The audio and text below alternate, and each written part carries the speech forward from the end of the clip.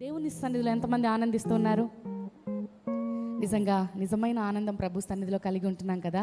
ఒకవేళ ఏదో రకమైన అలజడి వాతావరణం నీ జీవితంలో ఉన్నా, మరలా ఎట్టకేలకు నీ కన్నీటినంతా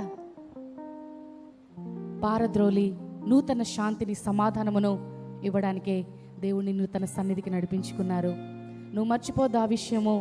దేవునికి ఒక ఉద్దేశం ఉంది కాబట్టే, దేవునికి ఒక పర్పస్ ఉంది నీ జీవితం పట్ల కాబట్టే దేవుడు నడిపించుకున్నారు.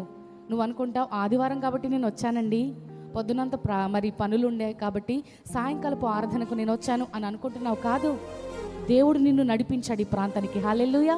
దేవుని వాక్యం ఆకర్షించకపోతే, దేవుని వాక్యము నిన్ను ఇక్కడికి నడిపించకపోతే, దేవుని హస్తం నిన్ను నడిపించకపోతే నేను రాలేము.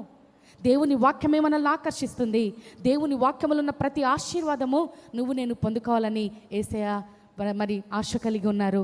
కాబట్టి ఈ రాత్రికాల సమయంలో దేవుని సన్నిధిలో దొరికే ప్రతి ఆణిముత్యము లాంటి ఆశీర్వాదాలు, బంగారము కంటే విలువైన ఆశీర్వాదాలు దేవుడి సాయంకాల సమయంలో మనకు అనుగ్రహించబోతున్నారు.